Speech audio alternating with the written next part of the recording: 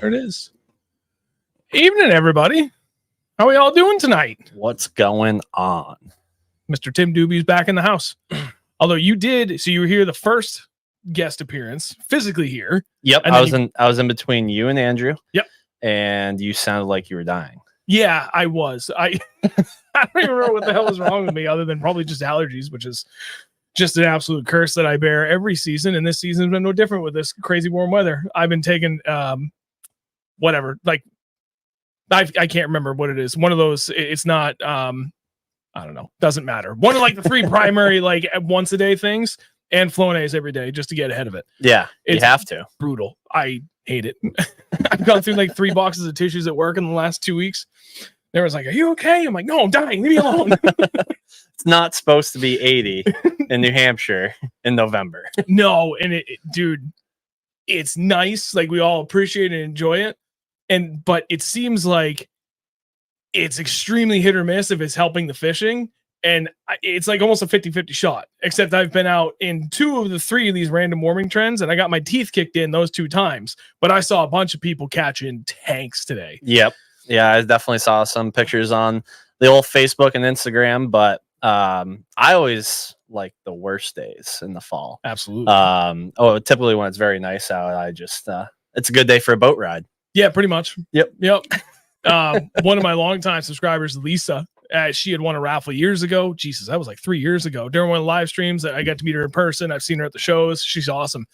She sent me a message today, sometime a little before noon. She's like, "I had to send you this first." And 6 pound, 13.5 ounce largie. Wow. So her PB. So congrats, Lisa. That was amazing. That is awesome. It kicked the crap out of me, dude. I have had an abysmal year for largemouth. I have 1 over 5. But I've got 2 7-pound smallies, so I'm not going to complain. Yeah, you take that trade off. I would take that trade off every time. You know, I think smallmouth over 7 pounds is kind of once in a lifetime fish, and the fact that you did it twice is super impressive. Where is it? I don't see it mounted anywhere in here yet.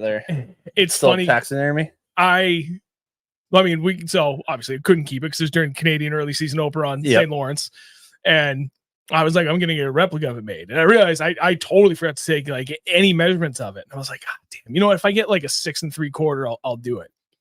2 days after that, while I'm still up there, I caught a 7 pound 2 ounce. So the first cast up there was 7 pounds 5 ounces. And then I catch a 7.2. And like the whole time that leading up to time, I'm going to measure it. No, didn't. I barely even got pictures of it. And then I let it go and I was like, oh, God damn it. You blacked out. Yeah, pretty much. Yeah. I do that too. But then when I went to go look at it, so replicas, I thought I could get like an actual replica made in the sense of like it would match the exact size that I would give. No, you get to pick like an 18, a 20, and a 22-inch model, and like that's it. So I'm not going to get a replica made because it would be a complete disservice to the build of that 7.5 because it was stupid. Yeah, truly just stupid. Well, St. Lawrence, they don't look like normal smallmouth up there. Oh, dude. They're on steroids. They're on something. They're on that Gobi diet. It's really shows what they can do.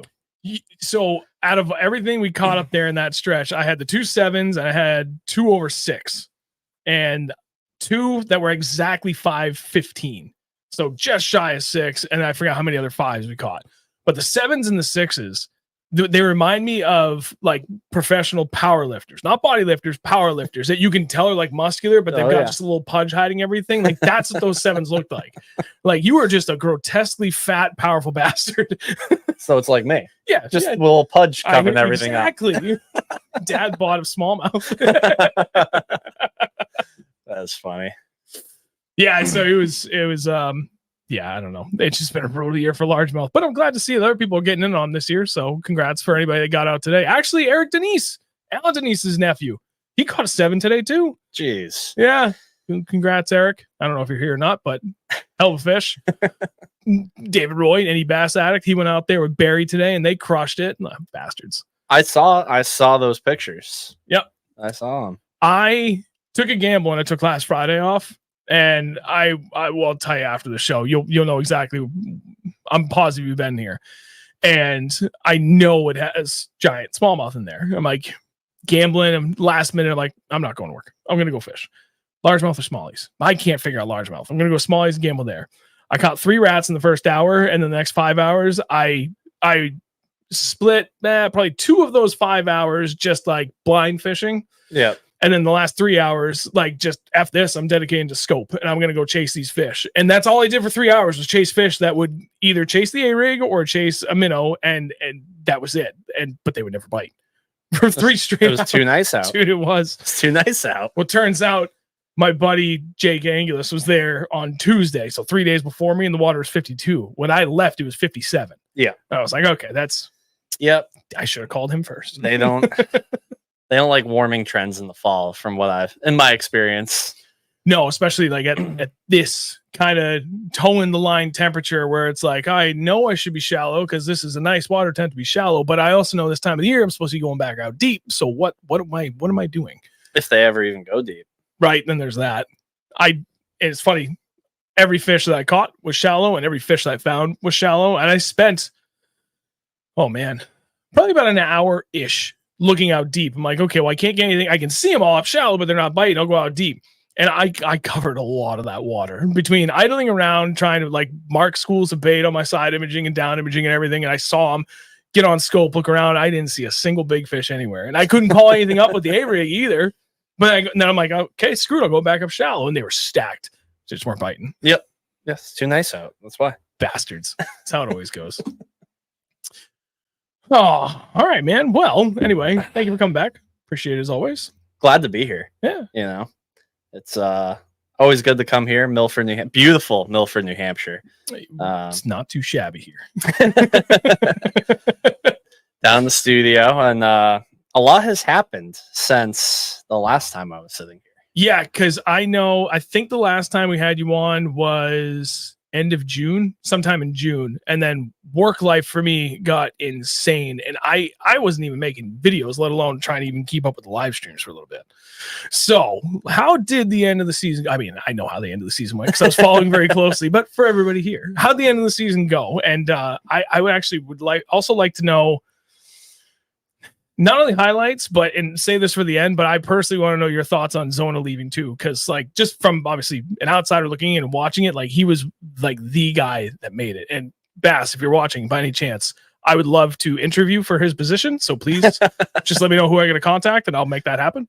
Probably J&M Studios. I would kill Little Rock, Arkansas. I'd do it. That's where you have to go. I would do it in a heartbeat. Yeah. I mean, the season, year one, was absolutely unbelievable. Fishing against all your heroes pretty much the entire year and becoming friends with some of them. Yep. End of the year did not go how I had hoped and planned it would be, how I hoped and planned it would have gone. Yep. Meaning St. Lawrence River, Lake Champlain, both places I have a lot of experience, and I felt like I could compete with anyone there. And I just made poor decisions, which happens in bass fishing. And that was just really it. It was just some poor decisions, and you can't make poor decisions against the best anglers in the world. No, you cannot. You can maybe afford a slip up here and there, little ones, like maybe once or twice over the 4-day stretch if you make it to day 4. But there's just too much talent up there to allow for more than that. So Champlain, I had found a bunch of largemouth shallow. Yep. Found some smallmouth out deep that are good ones. And I said, all right, well, I'll go catch 19 pounds of smallmouth, playing it safe. Yep. I'll catch 19 pounds of smallmouth, and then I'll go for the 3 to 5 bites I was getting, largemouth fishing, and go from there. And that's basically how you do it on Champlain. Most typically, you catch some good smallmouth, and then 1, 2, 3, 4, you try and catch some big largemouth and see what happens. Except this year, for whatever reason, the largemouth played, and they were playing all year long, and I should have taken that into account. Yep. And just went for it, and I never did it. Day 1, I never fished for largemouth. Day 2, I never fished for largemouth. All the fish I spent time trying to find, I never went back to them. Really? Yeah, I regret that. So, I mean, very, very, very, very, very, very different playing fields here. But I went up there for a couple of tournaments myself, and I tried that largemouth bite. And I knew, like, I the first time was the BFL, and it was just far enough outside the really high water. Yeah. Whenever it was really hammering them.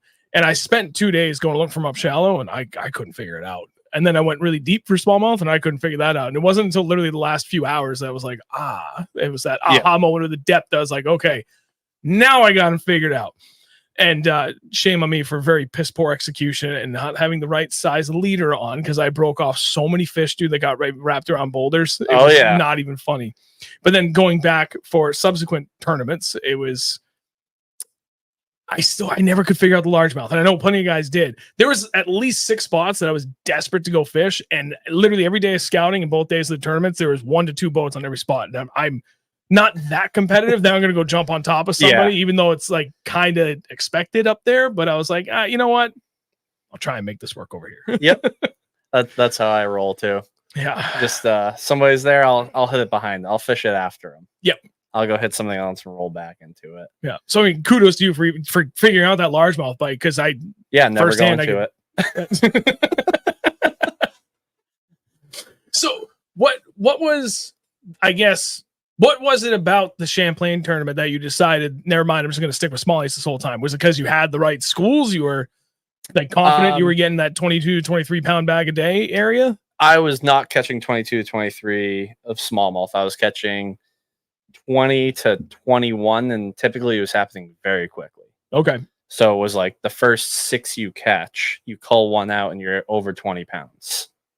And rolled back up day 1 of the tournament, and just like what smallmouth do, they left. Yeah. They vanished. And I kept just doing circles and bigger circles and bigger circles, and I never relocated them. So then I ran over the inland sea. I was not in the sea. I drove all the way over the inland sea. I pulled up and onto a spot at like noon, caught 18 pounds over there. Yep. And at that time it was 1:30, 2 o'clock, and the wind started blowing. I was like, well, if you've been on Champlain, you know you give yourself plenty of time to get back. And I started running back and hit 2 largemouth things that I didn't even practice. Yep. Just like, they might be one there. Make 5 casts. Go to the next one, make 5 casts. And I checked in. Yep. I was like, all right, tomorrow I'm going to go start in the inland sea. I'm going to go catch 18 something, because I was right on that bubble. And the Elite Series is, in my opinion, it's all about making top 50s. If you make top 50s, you make $10,000. Yep. You walk away from that tournament making money. And that's what a lot of people's goals are on the Elite Series. Make the top 50 cut, fish on Saturday, and then as low as you can only drop to 50. Yep. So that's when you can really make a huge jump and say, well, I'm going to run the Ticonderoga on the 3rd day. Who cares? I can only drop to 50. Yep. So my plan was to go back to the inland sea, catch 18 pounds, and then go largemouth fishing. Well, I go back to the inland sea, and it's now the Dead Sea where I was. And it was just a struggle and a grind the whole day. The wind started blowing, and when you're live scoping, you know, a lot of people think it's automatic to catch them if you're live scoping a smallmouth over deep water, and you need to present the bait the right way, especially with how pressured they were with all the tournaments prior to that. Yeah. And it's very hard to present the bait the right way when it's 4-footers. Every other wave is coming over the bow. Yep. And then the wave that doesn't come over the bow is pulling the live scope out of the water. It was very, very difficult to fish. And I really didn't see that many. Yep. And so then I struggled around there and went back over onto the New York side, fished over there a little bit, and I just ran out of time. That's rough. There is nothing more depressing. Well, I'm not going to say that, because there's a lot of things that are very depressing in this world. There is nothing more frustrating rolling into the weigh-in, knowing you don't have the weight to go to the next day. Yeah, that's understandable. It's pretty low. Yeah. It's pretty low. And it's wholeheartedly agreed on forward-facing sonar. And anybody that's used it like extensively absolutely understands that. Yep. You know, it's only the people that have never used it that think it's automatic. I mean, you see it. I'm sure every time you go out, you will see 200, 300, 400 fish in the day, and you get maybe on a good day, 10 to 20% of those to bite. If that. You know, like, and maybe in the first couple of years is a lot more than that, but now, God, no. I can promise you, I saw probably 200 plus unique fish that ranged in size when I was out there on that nice warm Friday, and I literally got 0 of them to bite. Yep. So forward facing sonar is not that easy, but that's been covered 1,000 different times. And to your point, the main reason I got it was I like it for all the reasons that you want to have that on your boat, but I like I really want to do better in tournaments, and I'm like, okay, well, I know I got to keep up, and I'm comfortable using it, so I'm going to do this. Yeah. And then I'm like, okay, I'm going to jump into the BFLs. Like, that's a good step up for me. I can afford it. It's not too much of a time sink with the family and everything. Like, I make this work. The first 2 BFLs I fished this year and last year were 4+ footers at best. So I literally still, in my first 2 major tournaments with it, I didn't even get to use it. Yep. Because it was out of the water the whole time. And that's the blessing and the curse of it. Yep. And then I go up to the SDQT, 5 days of glass. I didn't catch anything on it. No, that's not true. I didn't catch them like swimming something. Yeah. I was throwing at them, and bottom contact was my game. I got that to work, but very few of them. Most of them were just blind casting. Like, yep, they're here. Okay, go. Yep. and live scope just isn't for the, say, tournament angler. Right. It's a great tool to see fish behavior. Oh yeah. And to catch more fish. And so if fishing is your hobby, do you need a 16 or 18-inch fish finder? No. And you can, I wouldn't say they're affordable because they're still very expensive. Yeah. But if it's something you like to do and you like catching fish and you like learning fish behavior, there's no better tool. 100% agreed on that. And if you just want to go fun fishing and catch fish, it's going to help you catch more fish. Yes. So that's not just for the tournament angler that, you only need live scope if you're fishing tournaments. It's awesome for everything. Yep. I love using it for ice fishing, and it's some of my favorite times to do it, and just reading fish behavior. So it's funny you bring that up. One of my coworkers, John, we were talking about you today because I've known him for several years now, and just through sheer luck, our parent company, he works directly for them. Now he works for us in a way. And so he comes over almost every day. We shoot the shit about fishing for a few minutes. And he comes over, he's like, so you got Dube on tonight? Like, yeah, it's gonna be great. He's like, I ran into him ice fishing one time. And I was like, yeah. He's like, yeah, this nice quad, he did live scope and stuff. And he's like, hey, drill a hole right there. There's fish right there. And I drill a hole. And I was like, oh, cool fish. And he's like, now go drill a hole over there. There's another fish over here. It's fun. Yeah, I still haven't used it ice fishing, but then again, the last 2 years when I could have potentially used it for ice fishing, I haven't had to go ice fishing. There hasn't been much ice either. No, not even locally. Andrew and I did try to go last winter to a spot. The hell is it? Silver Lake out in Harrisville. Yep. There's nothing fun about it, but there's a potential for rainbows and Lakers and some smallies. Yeah. And, with that higher elevation there, where it's like the end of January, we're like, it's got to be safe ice now. He's like, I got a buddy going there. We'll have him. He'll let us know first thing in the morning. Check it out. He calls me at 5 a.m. He's like, dude, there's only 3 inches of ice out there. We're not going. I'm like, are you kidding me? It's like, well, that was literally the only shot I had of you getting me on the ice this year. I'm going to go grab my boat. Yep. We just stuck to that. Going to the Cape. Yep. Joe Burchill, scoping is not a crime. Preach it. So, you know what? I did see a couple of really good questions from Dave, but before I get to that, I guess, so obviously Champlain didn't go the way you had hoped by any stretch of the imagination. No. Was there anything that you really took out of it that was a positive that you were able to, look back on positively? Absolutely. What'd you get? Don't fish scared. I like that. So I was fishing to just like try and make the cut, when in reality, I would not say I was on the Ed Lochran type of fish. Yep. I was not on that, but I was definitely on the fish to make a top 50 cut if I just went for them and said, you know what, I'm not going to go catch 15 or 20 smallmouth. I'm going to go catch 5 to 8 largemouth. Yep. If I do it the whole day. And I was too scared to do it. Which is really easy to say sitting in the studio here. Yeah. But after you pay a $5,000 entry fee and now you're fighting to stay higher up in the points, because at that time I was flirting classic. Yep. And it's very hard to do it then. I imagine it's a different animal at that point for all those reasons, and especially, and knowing like, dude, I know how to do this. If I just go do this, like, yeah, I'm not going to win. I might even get close, but I know it's going to at least push me forward. Yeah. But that allure of, I should be able to do this and just make it happen. I've got the confidence, I got the experience, like just go do it. But it's like, I could do this and I know that's going to work. Yep.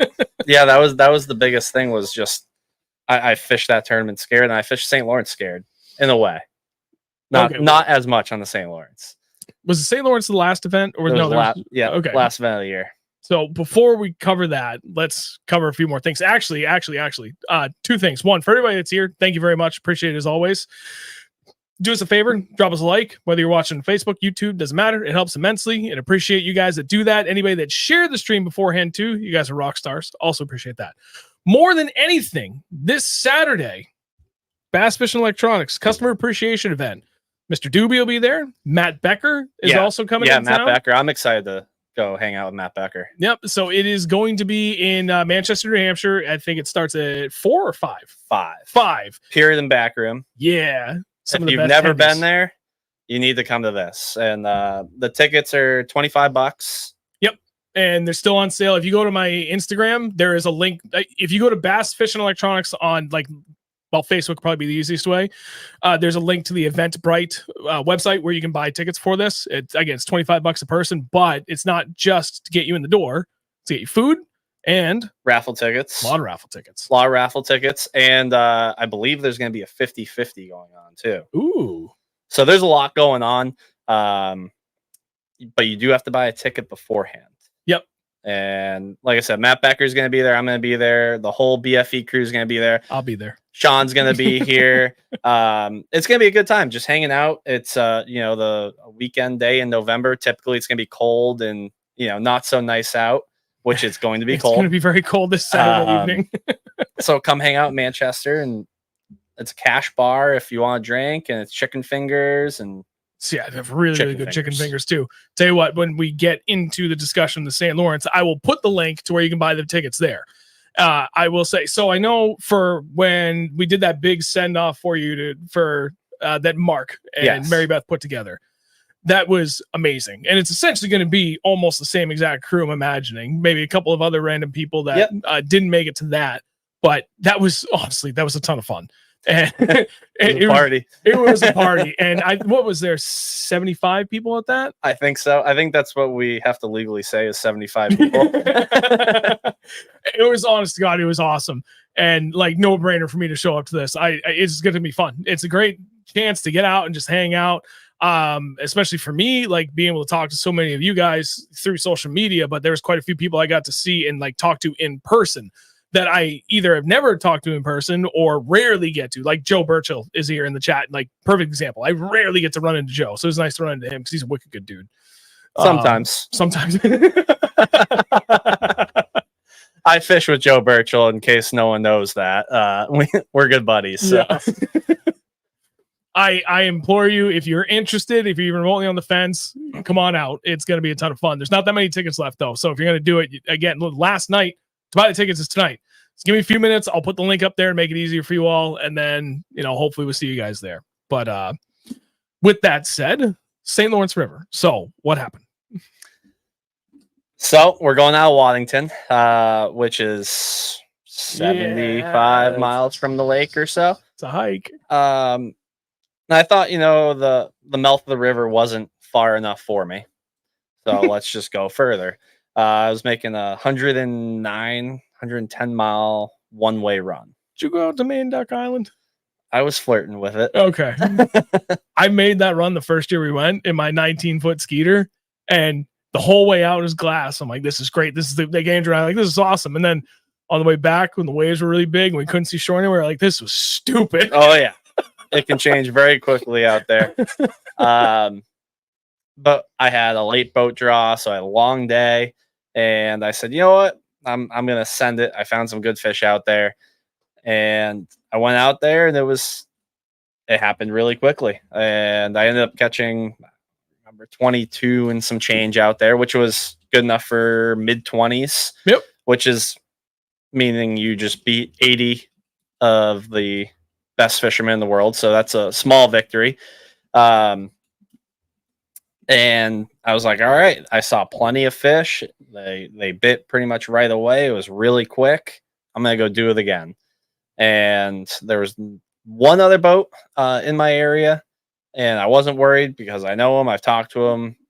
We stayed in each other's lanes, so to speak. Yep. Wasn't worried about him coming over where I was, and I wasn't going to go over where he was.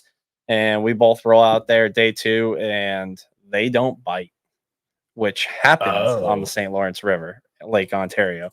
For whatever reason, that group of fish that we found just decided I'm not going to eat today. And it was frustrating because you can see them on live scope, and they would react to your bait, and you could see them with your eyeballs occasionally. Just in the water swimming, and they would react again. They would chase your bait. They would look at it, and they would never eat it. That's rough. So then you went to a couple other spots, came back to the main spot, went to a couple other spots, and I ran out of time. Yep. And I drove back with 17 pounds of smallmouth, which anywhere else in the country is pretty strong. Yeah. I had 40 pounds for 2 days. Again, pretty strong. Yeah, literally anywhere but there. And I think I finished 73rd. Yeah. So, you know what? You guys know, I just did that Rumble in the River event up there a couple weeks ago with my buddy Tom, and we had 21 pounds, 10 ounces on 5. And thanks for showing up. Right. Yeah, pretty much. 21st out of 60 boats. Like, yeah, exactly. All right. You don't have 25? All right. Well, bye. Yeah. Don't even bother weighing them in. Right. Yeah, it took 29 and change to win. Yep. So, I mean, that river is unbelievable. That fishery is unbelievable. If you guys haven't been there, I highly recommend going. And it's a good place you can bring the family too and hang out, because there's a lot going on there. It's not just a fishing town. No, you're right. There's a lot going on. Love it up there, and it just it did me dirty this last year. Yeah, but that's fine. I'll get back on it eventually. Yeah, I'm curious. Did they announce the opens? They did announce the opens, and they are going back there, aren't they? They are. Yeah, it's the elites that are not. They're giving up on that swing to Champlain in the river, and instead they're going to St. Clair, Mississippi River. Yeah. Have you been to St. Clair before? I haven't. So are you excited for that? I'm absolutely excited. I love smallmouth fisheries, and St. Clair has always been a top 5 smallmouth fishery in the country. Very excited to go there next year. Yep. See what happens. Maybe because I've never been there, I won't have history on it, and I won't make decisions based on history, and I'll just fish the moment. Yep, blank canvas. Just go out there and just, all right, Lake, what do you got? Throw it at me, and I'll do whatever I got to do. This is my best spot. This is my second best spot. This is my third best spot. Instead of, this is my best spot. Well, I caught them over here 2 years ago. We should check this. Right. And then, well, now we're on spot 2, but then I caught them over here, and then just eats up your day. I didn't fish the moment. And that's a big thing. Yep. No, I get that. I truly do get that. So, so where did you end up? I remember looking, and forgive me, I don't remember. Where did you end up points wise? I tried forgetting too, so don't worry. That's fair enough. I know you were just outside the cut. I finished 73rd. Okay. So the cut's 40 for the classic. Yep. So I was well outside of that. And to requalify, I got you're guaranteed 2 years on the Elite Series, no matter what. But basically, this point forward, I have to finish top 70. Okay. So I have to improve by 3 places. That's more than doable for you. Oh, I learned so much, and probably the first half of the season, the Elite Series still had a new car smell to it for me. I was not comfortable out there, and I wasn't fishing how I like to fish, and I was just kind of playing it safe, and that's not how I fish. That's not how I got there. Right. And I just abandoned everything I learned, everything I used to get there. I abandoned it. I was like, that's it. I'm just playing it safe. So that actually kind of, I think, plays in well for what David asked. What is the biggest adjustment you need to make for season 2 that you learned from season 1? And you kind of just laid it out right there. Don't fish scared would be the first one. This we're not major league fishing. We're not fishing for numbers of bass. We were fishing for 5 big ones. And if you get on a pattern where you're getting bites that are big ones, but they're not that many, just roll with it. Yep. That would probably be the biggest one. And the other adjustment would be, when Dave Mercer calls your name, it's kind of exciting. I bet. I remember you said that the first time when you went to the Classic, and you were just like, for what'd you say, 3 hours? You're just like, yeah. Yeah, pretty much. It messes you up mentally because you're all hyped up, and I don't fish well all hyped up. Yeah. You need to be calm, cool, and collected. And when you're hyped up, I feel like I fish too fast. Yep. I fish over things. I don't fish the conditions. I try and just get through the areas as fast as possible and be like, all right, what's the next spot? So really just settling down, getting comfortable, fishing the moment. And just because you didn't fish somewhere in practice, that if you're running a pattern and you see something that looks like that pattern, but you didn't fish over there, just wing it. Yep. Just wing it. That at least I can 110% agree with, because that has served me well in so many cases, whether it's been little teeny tiny tournament, SDQT, it worked out extremely well for me. Just fun fishing, same deal. It's you're not spot fishing, you're pattern fishing, and pattern fishing holds up no matter where you go, no matter what you're chasing, no matter what time of the year. 15 feet in rocks, black and blue with a green pumpkin mix, crawl it. Yep. If that's the pattern, you okay, about 15 feet in rock pile, and it drops down to 20 on the outside. That's the ticket. And more often than not, those spots will produce because that was the pattern. Yep. So that was very much like pattern fishing. Like that. Me too. It's fun, and then you feel like the greatest fisherman alive when it works. Yeah. No. Yeah. Like when you go to a random spot that you haven't practiced whatsoever, and you're like, I'm gonna try this, and you catch one immediately. You're like, yeah.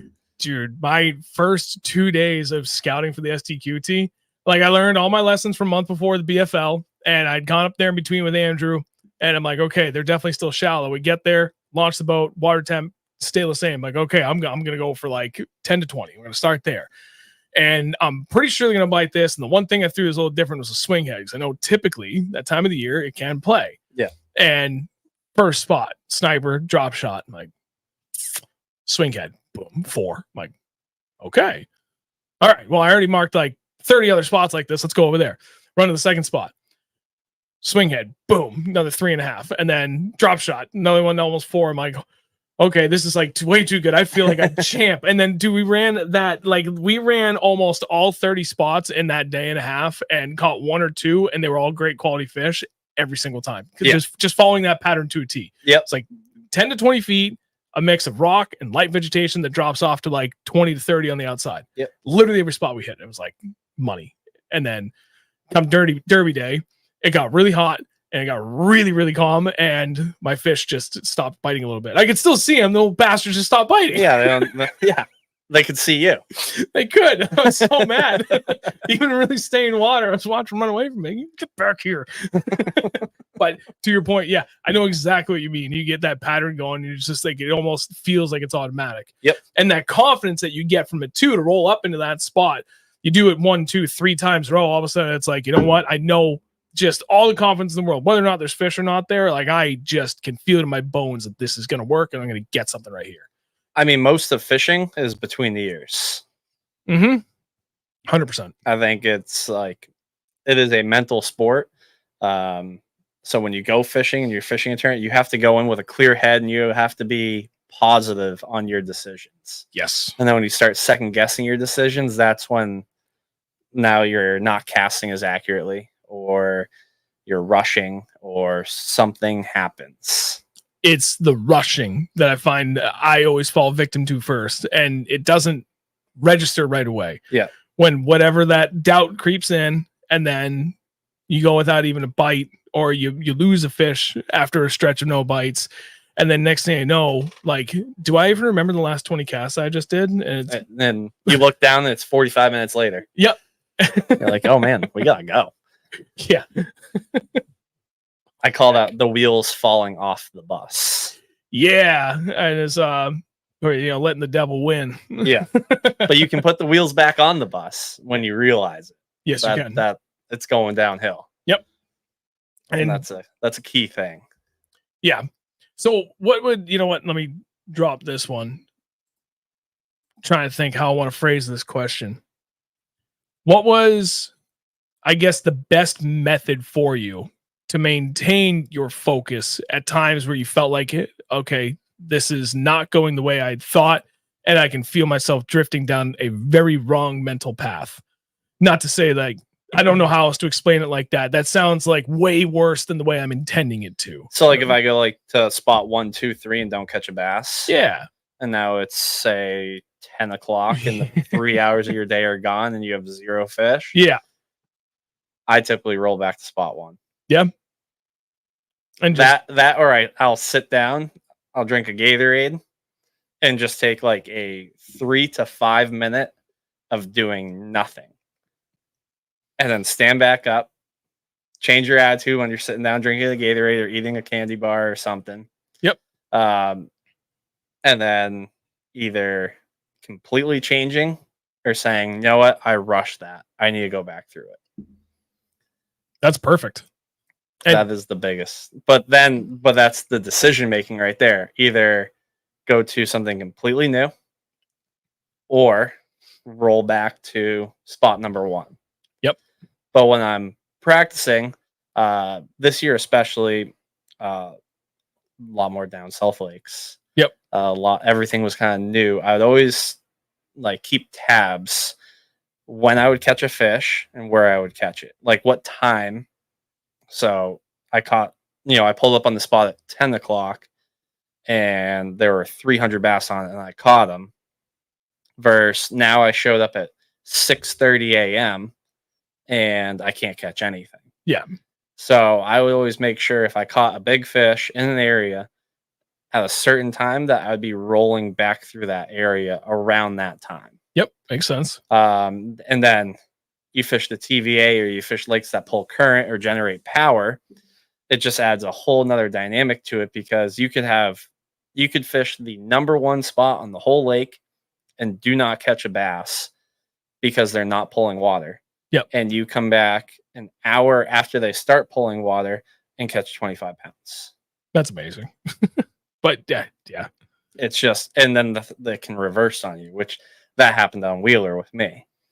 The first day they were pulling water and I got on a great 10XD bite on a deep ledge with largemouth, something I'm not that familiar with. Yep. I've done it a handful of times, but never really, you don't go to New Hampshire and throw a 10XD very often. No. Grinding a ledge for largemouth. And the first day I rolled up and I catch 18 pounds there. Hell yeah. And I'm like, hell yeah. Day 2, 0 current. I see him and I can't get him to bite. And that was the only spot I found that I thought I could catch a bass on. Ouch. Yeah. So that's something that, next year I know, all right, well, they're not pulling current. You might as well just go fish something new. Yep. That's fair. Damn, there was a point I was going to elaborate on, but it's gone. That's what I get for trying to multitask. So Dave had that first really good question. His second one, what was your favorite moment of your rookie season? Fishing. Well, would you consider the Bassmaster Classic part of my rookie? Absolutely. Bassmaster Classic. Yeah. It was the craziest experience of my life. The whole, as Dave Mercer would say, hoopla around it. Everything that's going on, you have a 3-page itinerary of where you have to be, when you have to be. And then if you're late to any of those, you get penalized in the tournament. Oh, that's right. I forgot about that. We haven't talked about that. So it's like you have to be on time everywhere that entire week. And, day 1 launch, I run down the lake and it was like the 3rd cast. I catch a 3 3/4, which was big. Yep. And I don't remember the next half hour. And then, the day goes on and I had a whole crew of guys from New Hampshire come down. I stay in the house with them. And next thing I know, there's a 30-foot Bennington pontoon boat pulling into the same cove I'm fishing with a 300 on it. And my dad's out there. My dad's watched me fish the Bassmaster Classic from a boat. Yep. That's like something I'll never forget. And there's awesome pictures of it. And it was just so cool. I saw all those pictures and like seeing Mark and all them go down and like set the whole thing up and them talking about it the whole time. I was like, this is a fucking awesome. Like, you can't ask for a better group of friends to go and do that for you. It was absolutely unbelievable. And let me tell you, when I caught one, when that pontoon boat was in that cove, every single person in that cove that was fishing knew I just caught one. That's awesome. And maybe the cove over, they probably heard it too. Yeah, they had a couple of beverages to encourage their behavior. There was a full Yeti. For a short amount of time. That was not so full by the end of the tournament. Oh, that's awesome. So that would be it. I would also say rolling into the BOK Center. BOK? For the Classic? For the weigh-in. Yeah. Absolutely unbelievable. They have the smoke going, the curtains open, they call your name and you pull out and you look into the stands and it's just filled. That's nutty. I would love to experience something like that one day, but we'll keep fishing awesome. The Bass Nation. Yeah, I mean, that's always how I got there. I did make it to the regional next year, so I got a shot for that. I mean, I know I could pay it in anyway, but I feel a little happier that I earned a spot into it. Yeah. Granted, not that many people at the SDQT, but you know what? It's okay. It doesn't matter. I still did it.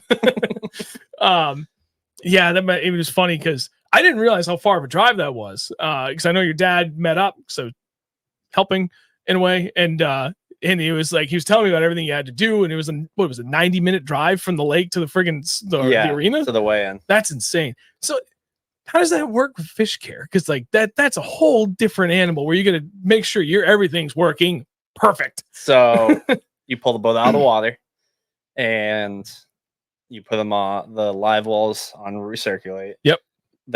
You pull out of the water and you're in line and they have a fish check station. So you pull up and they have, a measuring board, just like any bump station in a tournament. They check your fish, make sure they're all alive. They told you, because it's just us fishing, fill both live wells, split the fish 3-2. Yep. And they also had pretty much an ice truck.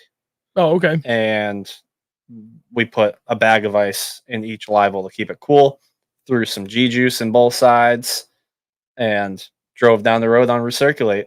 That's awesome. So they do measurement, they check to make sure it's alive. So knowing that you have an hour and a half drive to get there, as long as all 5 fish are alive when you leave the lake, if one of them dies in transit, do you get penalized for that? Okay. Then that makes all the world of sense. If it's alive at the lake, when you get checked, you're good. Okay. I was always curious about that, but you're the only person I know that could ask that. Yeah. And they had water at the BOK if you lose some water during transit. Oh, yeah. Or they'll fill it back up, because they have the Oklahoma Department of Natural Resource, DNR, has these big, giant stocking trucks. And that's where all our fish went back into. So they had spare water where if you needed water, you could put them in your live well. And I don't think a fish died in the Classic. Wouldn't surprise me. I mean, it helps that time of the year with the water temps. They seem cold to be in the 50s. They're a lot healthier. They're sturdier. Yes, they're pre-spawn. They're not post-spawn, so they're pretty hardy. And but it was a long day for one of my fish, dude. I bet. Like, I caught him at 6 or 7 o'clock, and I held him up at 7 o'clock. And who knows when he actually made it back to the lake? Right? That would do that. Like, get him like, yeah, thank you. I'm also really sorry. I'm so sorry. It's gonna be a long day for you. Probably 2. But that was definitely the highlight of my year. It was the Bassmaster Classic. Nice, good. That's what I like to hear. I just want to go watch one, and it's still kind of up in the air. We might go to this one coming up. I'll be there. I won't be fishing it, but I'll be there. Yep. So the main reason, if I'm gonna go do something like that, disappear for a few days, like I know I got plenty of friends I go hang out with and stuff, like hang out with you if you got time, whatever. But like I know I could fulfill time for myself, and I would just enjoy being down around something like that anyway for a few days. But it's also one of those, like I take enough time away for fishing as it is with the family. I was like, if I'm gonna go, I'm gonna bring them. So this one is not that far from Magnolia Farms, which like is everything my wife loves. So I'm looking at, I'm like, from Family here there's a lot vacation. going on, to the lake, to that everything's like within an hour, and then it's like a 2-hour drive maybe down to Magnolia Farm, which my wife would be like thrilled with. And I was like, I could make this work. So we already talked about it, and like I'm going back and forth on it because it's a couple of days vacation that if I do that, that may limit the amount of time I can go up for the last week of the Canadian early season opener up on Lake Ontario and the St. Lawrence. So I'm like, there's got to be a little give and take on this. So I will say the third day of the Bassmaster Classic, I did not make the third day. Yep. And I went down to the expo, and the expo was the biggest fishing convention I've ever seen. That's insane. It was bigger than ICAST. I was going to say, because you were just at ICAST. Bigger than ICAST. And Not so, really but ICAST is different. No one's selling any product at ICAST. No. It's a come look at what we got. Correct. And at the Classic, everyone's selling, and there's deals going on and everything. It's just like every single fishing vendor, for the most part, is at the Bassmaster Classic. So here's the problem. That is awesome. My wife is watching and listening, and she just put her foot down. We're not going. She knows it's going to be a very expensive trip. It can be. It absolutely can be. I'd like to go. See, on that topic of ICAST, I mean, because the last time you were on was before ICAST, and that like I was there for that product release we were doing for the Seeker system. That we built for Scotty, and like that whole thing was awesome. And I was there for a totally different reason, so I didn't really get to walk around a lot. But what was your take on ICAST for your first time going to that? I was happy I didn't get COVID. Yeah, then there's that. Because supposedly everyone gets COVID at ICAST, or they have the last couple of years. I did not get it. I enjoyed it. I enjoyed hanging out with my sponsors that were there, meeting, say, the higher ups in those companies and shaking hands, putting a name to the face instead of just an email. And then also seeing all the awesome things that are coming down the line. And being around it and seeing it and talking to, because at ICAST, everyone's there, talking to the developers on, say, the final copy from Strike King of how they designed it, where it won't blow out no matter how fast you reel it. And it was just really cool to see. It was when I went for the first time last year. Agreed. And out of the 3 days I was there, I think I had a total of 3 hours to walk around. There's a lot to cover in there. Oh yeah. But it is the most eye-opening thing about it. You see it, from the perspective of anybody that's not been there, but watches everything and consumes everything you can on it every year. It seems like it's a really busy show until you go. And it is busy, but it's not as busy as you think. Cause like there's this cluster of like media. And everything's scheduled every like 15 to 30 minutes. The whole cluster is like hop, and they go to the next booth. Hop, they go to the next booth. And you see all the pictures, and it's like, oh my God, that booth had like 300 people standing around. And it's like that one central group of 300 people that just moves from booth to booth to booth to booth. So that was a different dynamic I was not anticipating. And Mark Menendez told me about that. He goes, it's pretty slow most of the time. He goes, and it's really busy for part of the time. Which, by the way, I thank you for introducing me to Mark. Like getting to talk to him, wicked nice guy, just wicked nice to talk to. So I hope he's not watching. Why? His head won't be able to fit through the door. I really enjoyed getting a chance to speak with him. I mean, dude, you know me. Like the whole reason I do this, like, there's no money in what I do with this. I just fucking love talking fishing, and I'll talk anybody's ear off that'll let me. So anytime I get to talk to somebody like you or anybody else that does it now full time and like professionally, like I don't know. It's almost like talking to, a work mentor who's been in the same position as you for 10, 15, 20 years longer that you just kind of jive with, and they get it, and they kind of walk you through some nuances that they've learned through experience. So being able to be in a situation like that and talk to any of the other elites, like I was so ecstatic. And then they're all just dudes. They're all just dudes. They're just guys. Yeah. And I never looked at them in any other way than that, other than with that little bit of extra little glint in my eye, like, he's a pro, like, and it was just awesome to do it. And I don't know, I consider myself, like, to think of myself as just a friendly, outgoing, and personable person. Yeah. So like, I try not to impose upon people. Before the stream started, I was telling you that, like, at ICAST last year, I ran into Kevin Van Dam.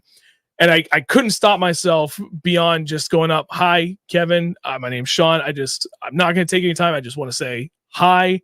Love everything you've done. Been watching my whole life. Like, have a great night. And that was it. And then he was like, no, come back. And we talked for a few minutes. It was cool. And then I ran into Mark Zona, and I got to do the same thing. They just like, Mark, huge fan. Thank you. Just want to shake your hand.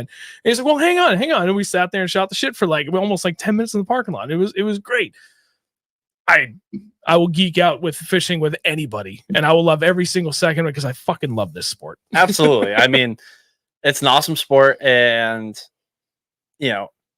like Mark Menendez has been doing this. I room with Mark and Will Davis, and Will and I always joke with Mark because we're right around the same age. Yep. And Mark is not. Yeah. But it is amazing how long he has fished professionally, and he still fishes professionally. Yep. Because it is grueling fishing the tour. It is mentally and physically draining, and you have to absolutely love it to do it. Yeah. And he is like the definition of a pro's pro. He does everything the right way, and he taught me so much of the behind the scenes of, hey, Tim, you probably shouldn't say that. Yeah. What do you mean? How many times has he told you that, Tim? I'm just here so I don't get fined.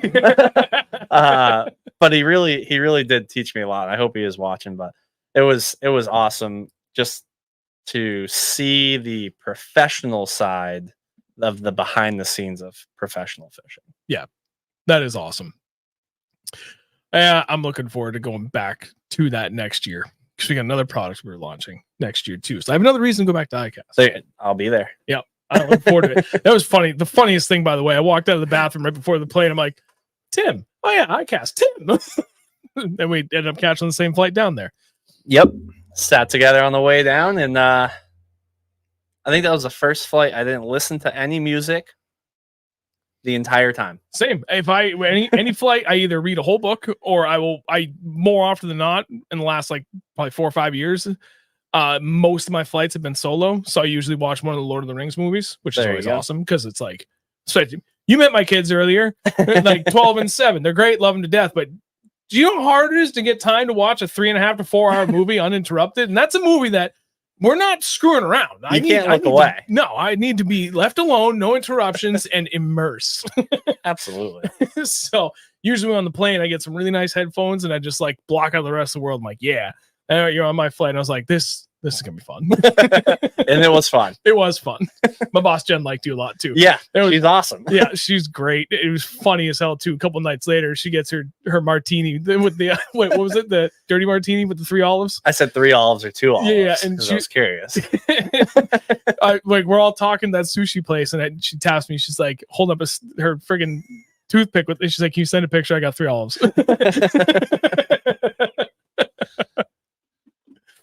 That was good. This is actually really funny because I saw it, and I know of the account that made that, but I don't follow them. Do you know who runs it? No, not a clue. I don't follow them, and I don't remember. It was hilarious. Oh, it was fucking hilarious. Absolutely. There's a couple of like meme type accounts like that I don't follow, but somehow someone I know will repost or something. I'll see it. I will die laughing every time. Oh, absolutely. That was sent to me. I got turned into a Halloween costume of a professional fisherman, along with some other things set on the side. And one thing, if you don't know this about me, you're not going to hurt my feelings on the internet. No, you will not hurt my feelings on the internet. And I thought it was hilarious, epic. I reshared it. Yep. And everyone's like, really? You're sharing? I'm like, why not? And it was awesome. It's a laugh. It's what the internet should be. It's what social media should be, kind of a joke. Yep. And I got like, I don't know, 55 new followers from that one post. So it's like, you know, it's a struggle out here in these streets trying to get followers. And you are not kidding. If you do something like that and you get, you know, I got 55, I think it was. Appreciate you guys. And it was just fun. Yeah. It was a funny thing. It was damn It was funny. Halloween. Like, no one took it serious. I didn't. Right. Some people I think did, but I didn't. There's always going to be people like that. And it's like, I saw it and I remember seeing someone shared a video that they posted one time and I can't remember. I know like the whole point of that account is like, they're just cheesing on friggin' bass fishing, period. Yes. So like, it's just whoever runs it clearly, I think genuinely doesn't like bass fishing, but probably doesn't hate it as much as I would think that their profile comes across as. Yeah. And like, you can clearly tell, like, you popped up on there, they don't know who you are. They just were like, oh, you know what? All these clowns in their jerseys, the fisherman jersey. Yeah, that guy. I'm going to use him for this. That's literally what happened. Yeah. Because I commented on it and I was not tagged in it whatsoever. No. It was sent to me. And I was like, oh my gosh, I have to say something witty here. And I was like, I forget, what did you say? Because it was hilarious. I said, where can I buy one of these costumes? Asking for a friend for a picture of me. So it was fun. It was awesome. And then I had a couple DMs back and forth with whoever runs that. Yep. Which is still a question mark, but it was awesome. It was cool. There's another account out there on this topic. I think it's Swimbait Memes. I have no idea who runs it. I think they're relatively local based on the content they put on there. Holy shit. Like, some of it's just downright mean, but like the most of it is like, dude, they just cheese on friggin' swimbait anglers in the hardest way. And I die laughing at pretty much everything they post. Because it's probably accurate. A lot of it's very accurate. That's a community right there. The hardcore swimbaiters, they are a community in itself. Yeah, 100%. That's awesome. It's awesome. It's a funny page. Again, I have no idea who runs it. Like, I'm positive based on the content they've posted that they are New England based. Because then, like, some of the things that came up, because there's a couple of swimbait groups I'm in, and then, like, you know, there's Pat's, and that's its own little kind of tight knit community. Yeah, and there's things that go on there that, you know, generally not bad. Just seems to be sometimes, like, I don't know, I guess best way to put it is like maybe misunderstanding between a couple people, but you know, then that gets blown out of proportion by other people and shit like that ends up on the page. And it's like, okay, so clearly you gotta be from here, because how else would you have heard about that? But yeah, it's like, dude, it's like that, and all of a sudden it's up, and it's like, yep, it's quick.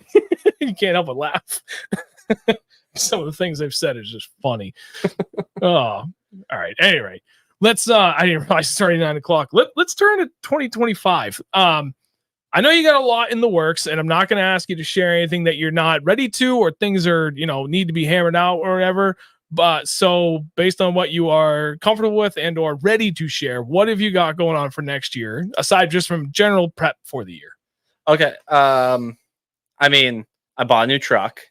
I did see that. You know what he got? He got a Tundra. You have to. I had 196,000 miles on my old one. Yep. Of nothing but tires, oil changes, and brakes. Exactly. If it ain't broke, don't fix it. So I went with a new one. Love it so far. I just came back from Kentucky yesterday. I was in Kentucky, drove it back.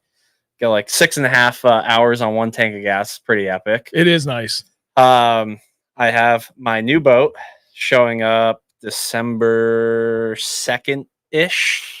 December 2nd-ish at your house or at Bass Fishing Electronics? I think you'll get to Bass Fishing Electronics either the second week of December or maybe that week in between. I don't know exactly when yet. Yep. It will be there. And I'm not ready to share that yet. It's going to be more of a surprise. Nice. A little unveiling. Yep. Going to make a cool video out of it. But it's a boat I like. I know. I'm not going to say though. With the motor I like. which is awesome. So that's like the fact that you're getting into something that you love and that you have confidence in, like that's everything, you know. Just jumping into something that it's just, you don't even think about it. You just know it's going to do what you want. That goes a long way. Yep, not absolutely. just the boat and motor, but in the truck too. The truck, all of it.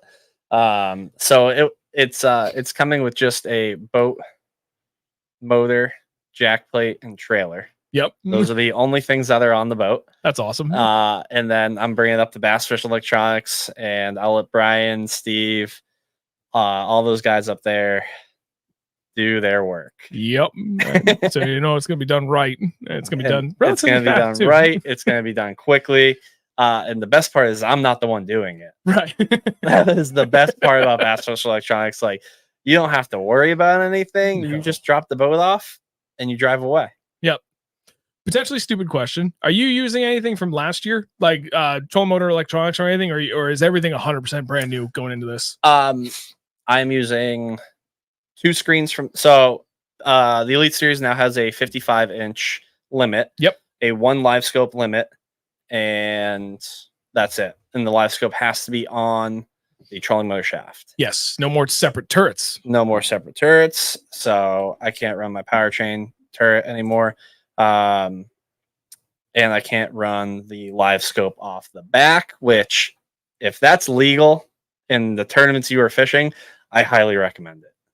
Yeah, I've been thinking about adding one, but it is just like a cheat code when you have that back there.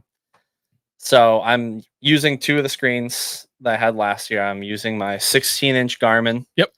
And I'm using my 12-inch Solex. I'm keeping those 2.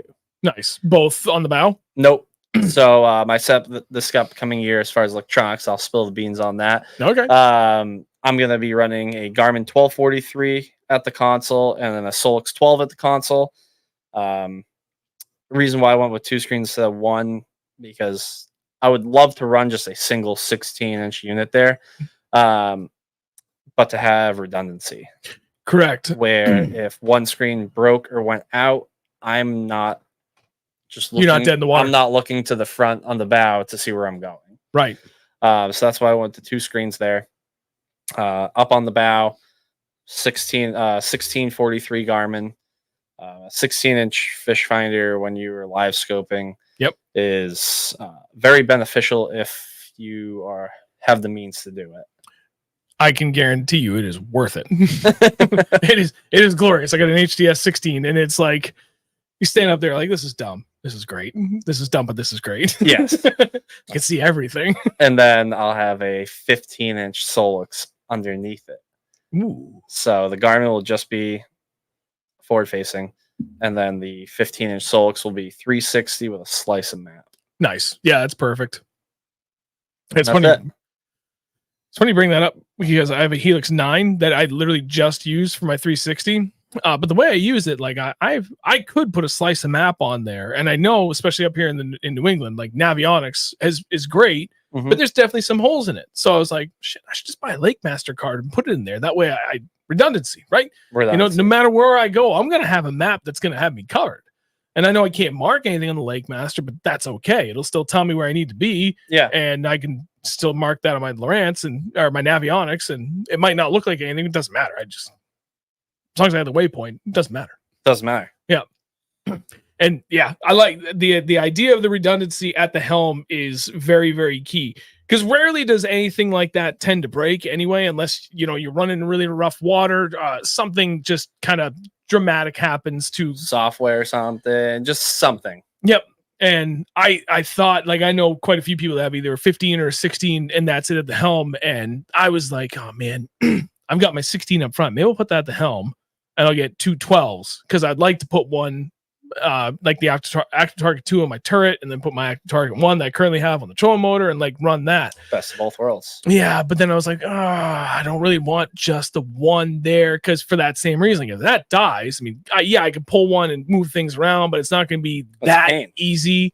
And I would rather have 2 9s than a single 16, I think, because then I have one pure 9-inch screen, just side imaging, which to me is like, that's it. Like, that's everything when you're at the wheel, unless you've got live sonar off the back. Yes, live sonar is unbelievable. Different animal. But if you're just going through with that side imaging aspect, then I'd rather have 2 9s or ideally 2 12s than a single 16. Then you have the added redundancy. I don't know. I am both sharing my thoughts and also trying to figure out what I'm purchasing this winter, because I am going to be making upgrades. Yeah. But that's the great thing about making upgrades in New Hampshire is Bass Fish Electronics is right in Auburn. Yep. You bring your old fish finder in, you trade it in, you don't have to worry about selling it. Right. And it goes right into a new unit. Yep. And it dude, they're like, I know we've talked about them a lot. And again, for the record, sponsor for him, not a sponsor for me, but I am supporting and wearing the hat tonight. And I have Steve earned my business in 2018 before he even built the second garage at his house. Yeah. To work out of. When he was still rigging boats. Yep. And I mean, this was before he had anything. And I forget, he was on one of the Bass Boat Central, the New Hampshire page. Yep. And like I saw him answering some questions, and that was a couple months before I bought my Skeeter off of Jamie Doty, and Scott Doty. And dude, they're twins. Yeah. So I didn't have anything on my boat. I had nothing for electronics going into the end of 2018. Like, this is how relatively new I still am to even like going into this aspect of bass fishing. And I called him up and I messaged him like, this is what I want to try and do. Like, I want to get 2 units that talk to each other, and I want to get like a map card. And dude, that's all I knew. He was on the phone with me for 2 hours. Yeah. And I had no promise of buying anything off of him. And even if I did, it was going to be something used. And he was on the phone with me for 2 hours and he walked me through everything. I learned more in those 2 hours than I did in the last 2 years with any of my electronics. Yep. That, and like, he's just been a solid dude ever since. Like, that's what earned my business from him, because that's the kind of guy he is. Yep. So if that doesn't help explain Steve at Bass Fish Electronics, I don't know what to tell you. And now you have Mark working up there as well. Yeah. Yeah. Mark Shea, which is Freak Finder Fishing, if you guys follow him as well. I don't know Mark. I met him when I dropped my boat off recently, but I had no idea who he was prior to that. A+ team there. Yeah, is what I'm getting at. Yeah. Like, you can't go wrong talking to any single person in there. Nice, yeah. And then you got Brian, who's just a hoot. We'll call him the lead tech. He's usually in the chat going, "Duh!" every time. I think he already came in. Did, yeah. He has not missed a beat every week. He's in here. So then anything else for 2025 you're willing to share, or is like, I'm not pressuring you, I just want to make sure we didn't leave anything unsaid? Not yet. I'm gonna have a whole unveiling of I have a lot of great companies that jumped on board this year. Hell yeah. And so I'm gonna give them their space and time that they deserve. And if you see me showcasing a sponsor, and if you like those products, like, let me know, let them know, and it just helps me in the end. Yeah, absolutely. And the more you buy from a company that supports me, the better it is for fishermen in general. So, like, if you can support one of my sponsors, you're indirectly helping me a ton. Yep. I can completely back this up, where like Beast Coast Fishing. I mean, I'm a social media guy. I do this because I enjoy it. I already talked about that a little bit before. Like, I do tournaments, but I'm not a tournament angler. Yeah. And all my opportunities have come just from because I like to talk fishing. And like Beast Coast, Derek, the owner, he has said many times, he's like, dude, you have no idea how many people order and just say like, hey, I just want to say that ReelNorthernBass sent me, and like, thank you for making great products. Yeah. Like, I hope you all watching understand what seems like a really insignificant, tiny message is significant. Like, that has far more reach and power and impact on guys, especially guys like Tim, but even little old me. Like, I am nothing in the grand scheme of, we'll call it the bass fishing industry. I am nothing. And even the, however many messages Derek gets and Bass Fishing Electronics, like, I know Steve has said the same thing. Like, every single person that has said, yeah, I heard of you because of this person, like, that has such strong impact and beneficial impact. So I'm not saying this to I guess, encourage more people to be like, make sure you plug them. It's not a bad thing to do. Yeah. Like it really, really helps. And it's more than anything, it's to say thank you to the people that have done it.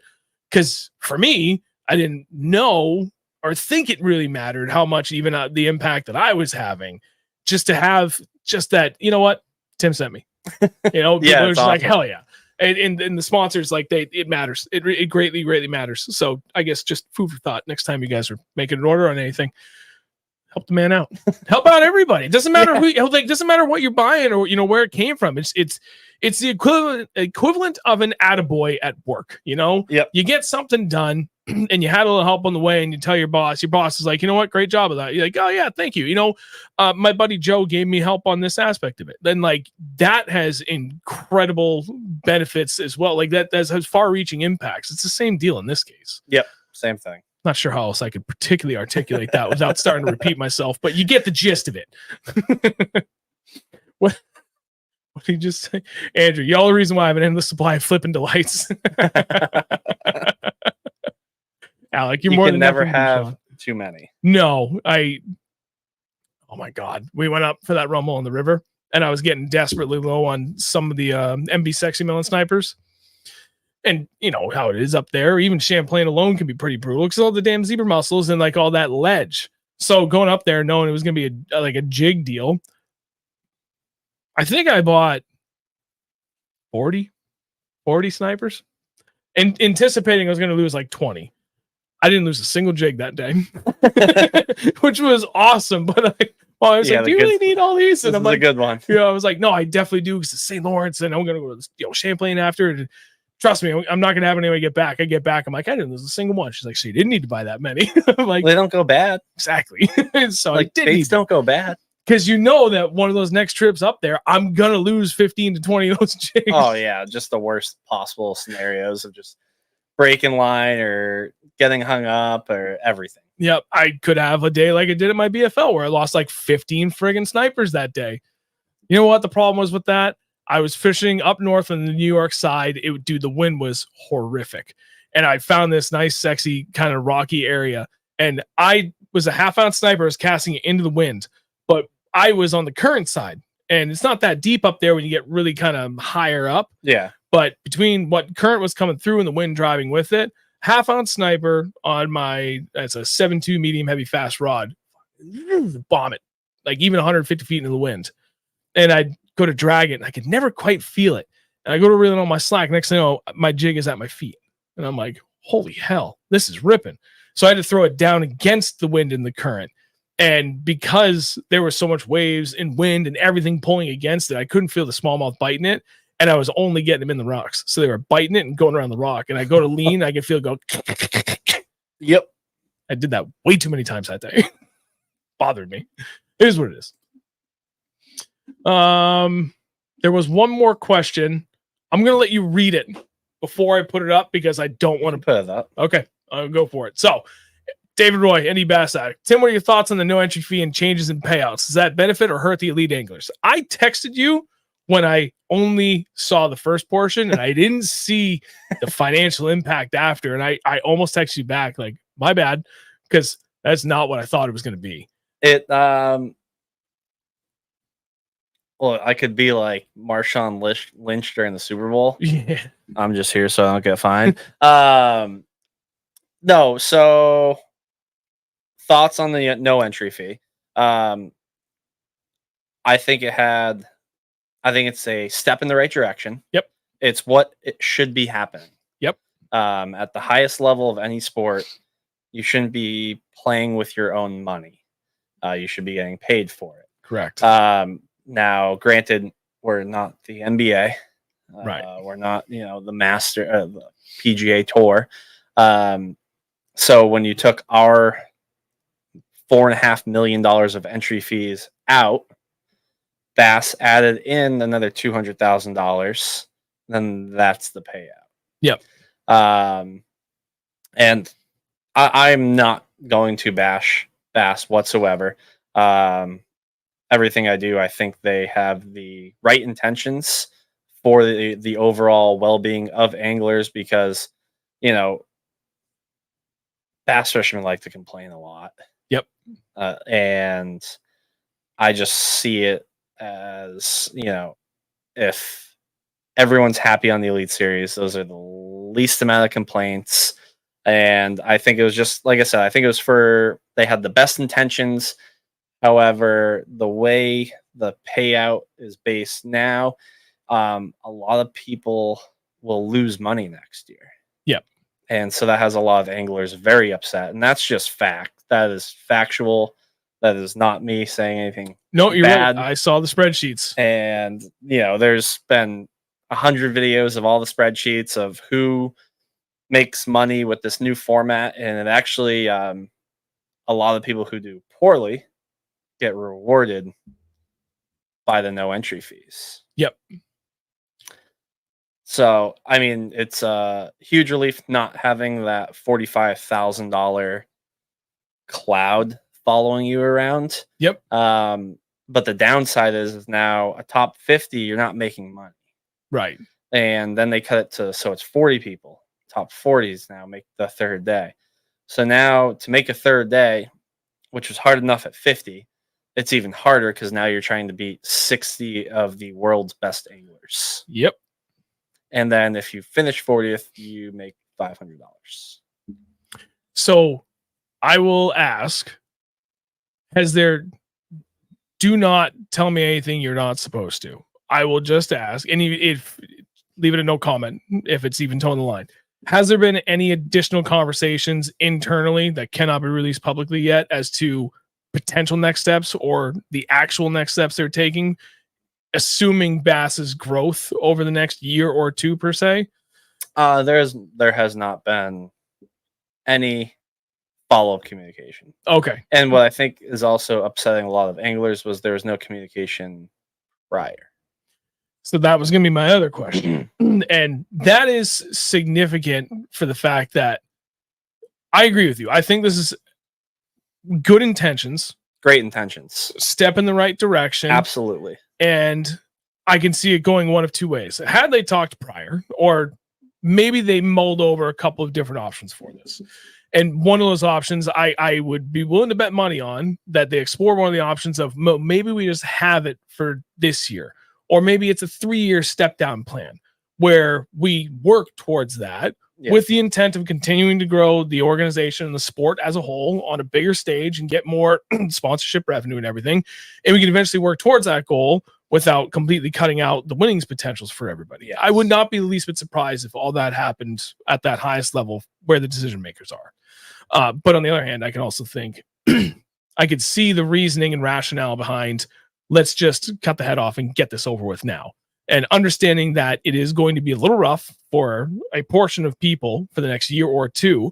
But if we continue to hit these goals and growth that they have to be planning because it's a business and that's what every business does. Yep. They've got revenue targets. They've got percentage of year over year growth. And they're that they not need to hit. A nonprofit. Right. So they're there to make money. Yep. So there is clearly a plan that they must have confidence in to drive towards.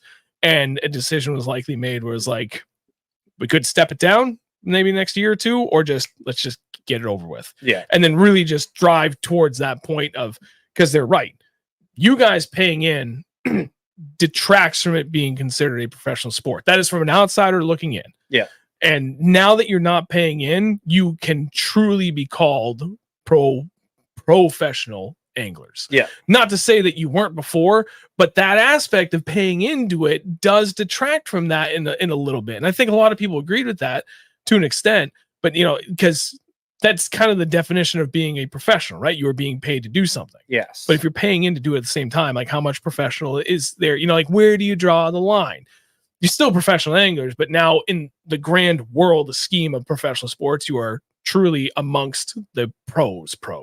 The Elite Series, some would say. Yes. How apt. It's almost like it was intended. So, like I said, I was very excited at the start. Yep. And then I saw the payout schedule and I was like, that makes sense. Yep. I mean, like I said, they got to have a plan for this. Otherwise, like, why would they do this understanding that it was going to, undercut some people? There's probably a better way to put that, and that it was not intended to sound negative. I just lacking at this point, hour and 20 minutes in, I'm dead tired. It's been a long day. I am lacking a more sophisticated way to put that at the moment.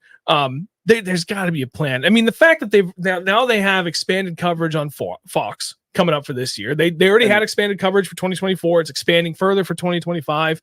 Like we're getting closer back to that ESPN days. Yeah, like the 90s and the early 2000s, where you're getting a lot of that non-fishing industry dollars revenue coming in to further grow that sport and support it. And that's basically what bass needs. Yeah.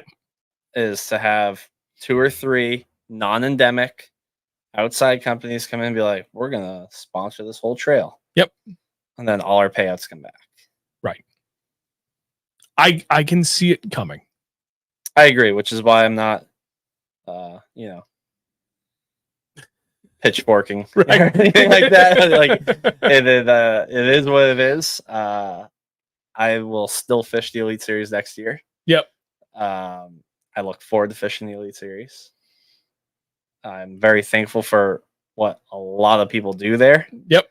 But it definitely upset a lot of people. Yep. And that's fair. And there's nothing wrong with saying that in a constructive manner. Correct. And it's important to have those conversations because again, you're dealing with people's livelihoods. Yes. So you should be having those kind of conversations at that level and truly understanding it from everybody's perspective.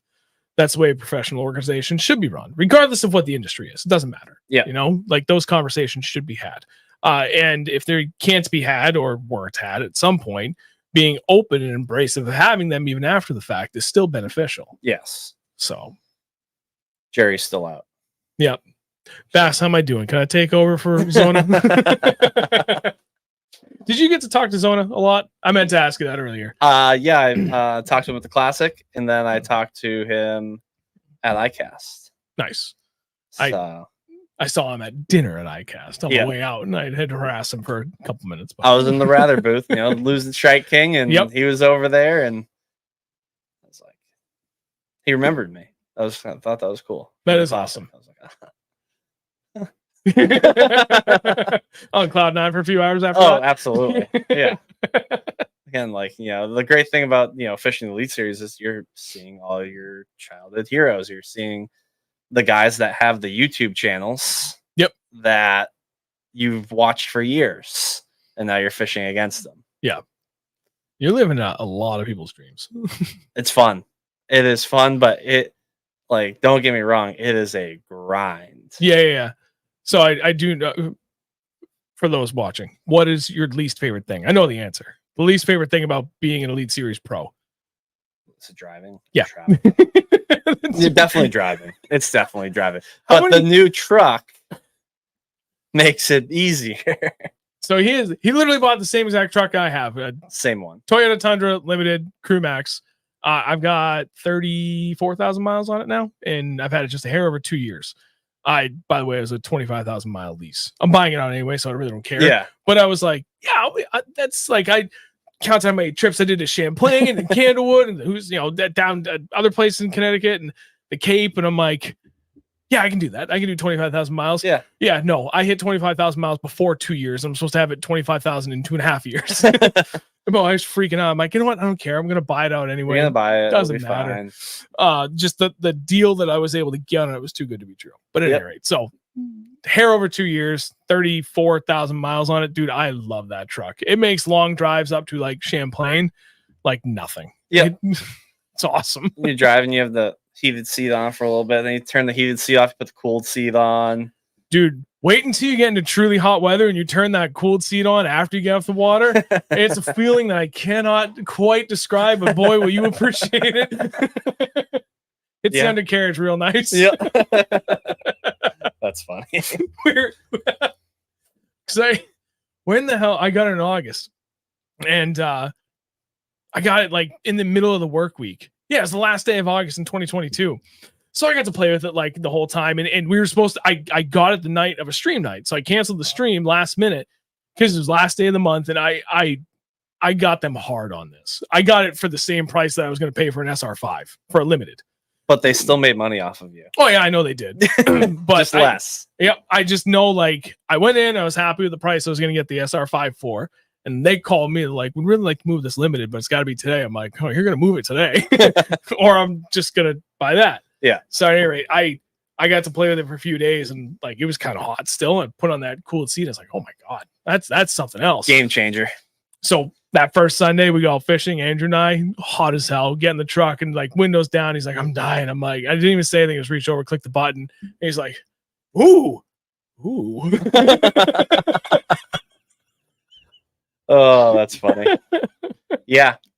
Yeah. Last year, I put 30,000 miles on my truck. Jesus. In 8 months. That's insane. I think the only other person I know, that I personally know that did even close to that would be Jake Angulis. Yeah. But he travels just as much as you do. Yeah. I think, what does he say? His truck's 4 years old. He's got 130,000 miles on it. Something like that. I believe it. Yeah. And it's like, if you want to be Elite Series Pro, well, just get in the truck and just drive to Florida. And then when you leave Florida, drive to Texas. And then go from Texas back to Florida. Yeah. And then do it 8 more times. That's a lot of friggin' highway. It's a lot of windshield time. Okay. On that topic then, what was your worst drive? What's the drive that you hate the absolute most, and what's your favorite area to drive? I mean, my least favorite part of any drive would be the first 4 hours when you leave here. Yep. Because you drive through Massachusetts, Connecticut, New York, and then once you get into Pennsylvania, you're fine. Yep. Because I go out 81 to 84, 84 to 81, one of the two. 84 to 81. Norborough, whatever. The big giant bridge in New York that goes over the Hudson River. Avoid New York City at all costs. Yeah.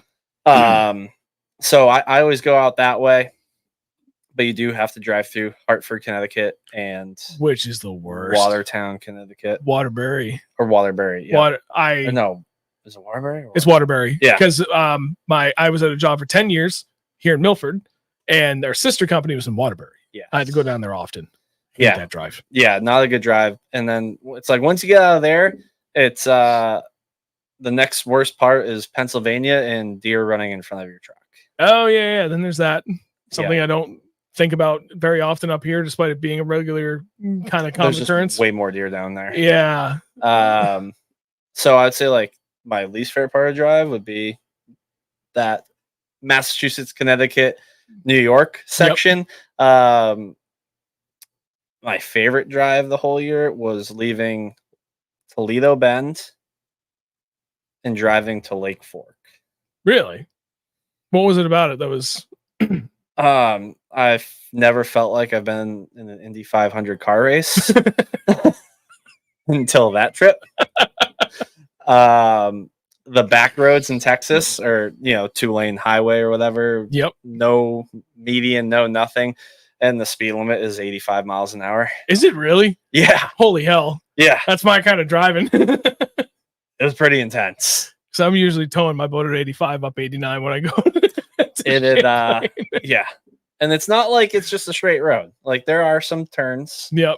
There are some hills, but it's just like hammer down. That's awesome. Let's go. That's one of those drives that like up here, I'm going to go, I don't know, I'm going to go to Squam. Map's telling me be there in an hour and 20. I'll be there in an hour and 10. Yeah. Oh, but down there, it doesn't sound like you can ever beat that time. it's a race to beat the GPS every time. Every time. I'm not going to lose. No, I never lose. Even when my bathroom stops, I never lose. It says I'm going to be there by this time. I will be there before then. God damn it. Yep. And then until it's the drive home, like, that place I love going to in Vermont so much that I drive up. Truck said, GPS says it's usually like a 2 hour and 40-ish minute.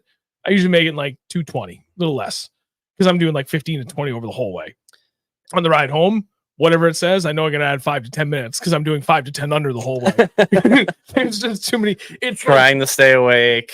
101 from Milford to Bedford, and everybody's driving 5 to 10 under on that road all the time, all day. Doesn't matter what time of the day. That's what that whole trip is, all the way up there and back. It's one lane like that, with one small exception, but it's one lane, and it's 25, 30, 35, 45, 50, and 55 at some point during that one continuous stretch. It's all 6 of the speed limits. And someone gets on, they're like, fuck it, 45. They just 45 the whole way through. Seems like a safe speed. Yep. That is Makes funny. for an awful drive home. I can't stand it. All right, here we go. One more for you from Carl. It's 9:30. We got to wrap this up. Asked him if a lot of the finesse fishing techniques he learned fishing up here in the Northeast have helped him be more competitive on the trail, aside from forward-facing sonar, talking real deal chasing patterns.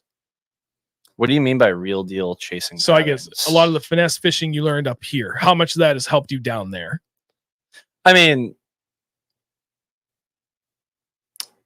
I would say I threw like a minnow. Yep. Or as they say, a minnow. Minnow. Pinging a minnow. Pinging a minnow. Yep. You know, I definitely did that up here beforehand, but I never did it on largemouth. And there's definitely a difference when you're fishing for largemouth pinging a minnow and when you're fishing for smallmouth pinging a minnow. Yep. And then, you know, as far as finesse, I guess I really don't consider myself a finesse fisherman. No. Like, as finesse as I go is like a 5-inch Senko. Okay. Like, I'll throw a drop shot. Yeah. Of course, I'll throw a drop shot. Like, you have to have that in the arsenal. But that's not like my first go-to thing I'm going for. I do like finesse jigs. Mhm. So taking a jig and cutting down the skirt a little bit, making it a smaller profile. But I think more to answer your question, I mean, I think just fishing the conditions is the biggest thing. And remembering that no matter what part of the country you're in, a bass is a bass is a bass. Yep. They're still opportunistic predators. They still need to be around something for the most part. And you need bait in the area. You need something for them to eat. So, I mean, I've thrown a Ned rig. Like, I'm very fluid throwing a Ned rig and a drop shot. And I used both of those this year, but I don't know if I necessarily took all of like, I don't have that like real sneaky stuff that some of the guys up here have. Yeah. I'm pretty basic, and it either works or it doesn't. Yep.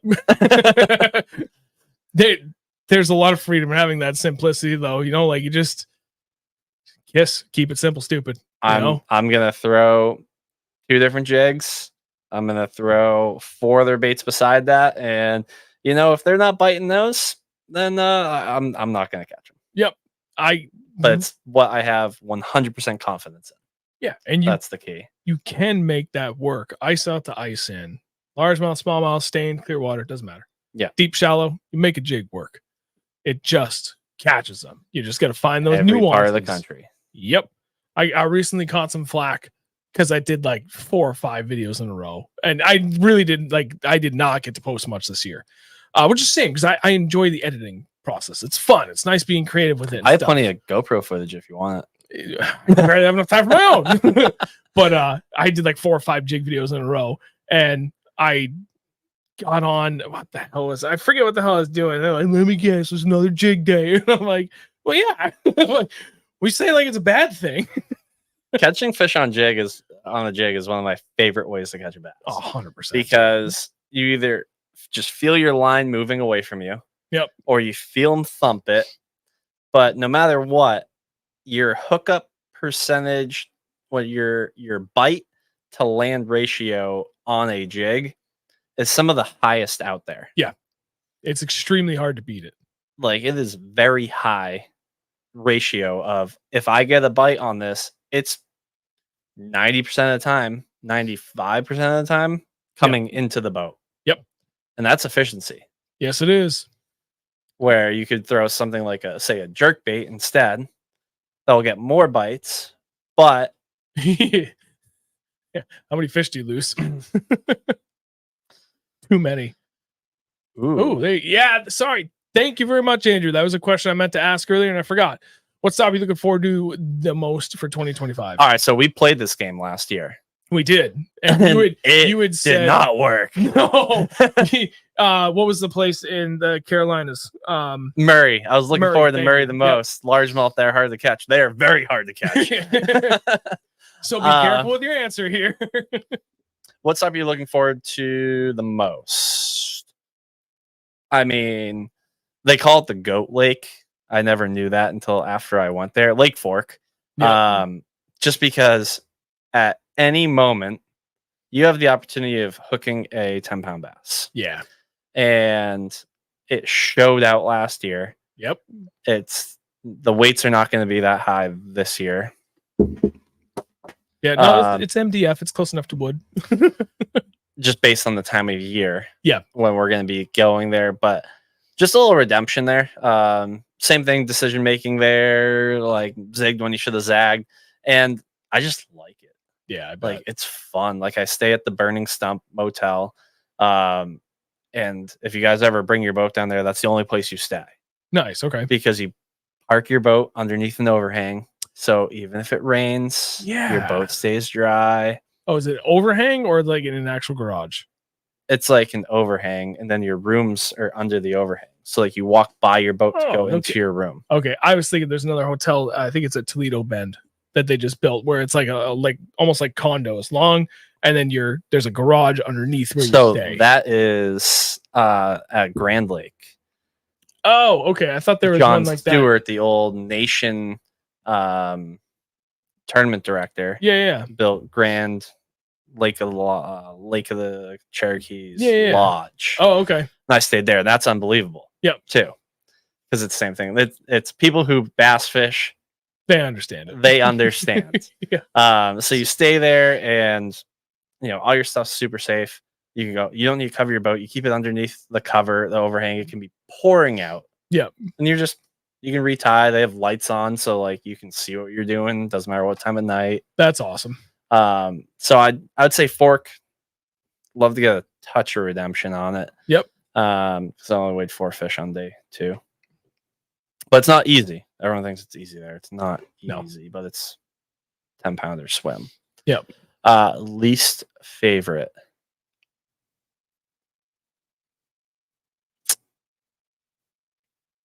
It's going to be a toss-up. Spin it another way. Not least favorite, but most challenging. Anticipated most challenging. Anticipated most It's like a positive spin on it, right? In a way. Anticipated most challenging. Okeechobee. Oh, yeah. Would be very high on that list. And then either Lacrosse or the Sabine or the Sabine or however they pronounce it. One of those two, I think, are going to be the most challenging.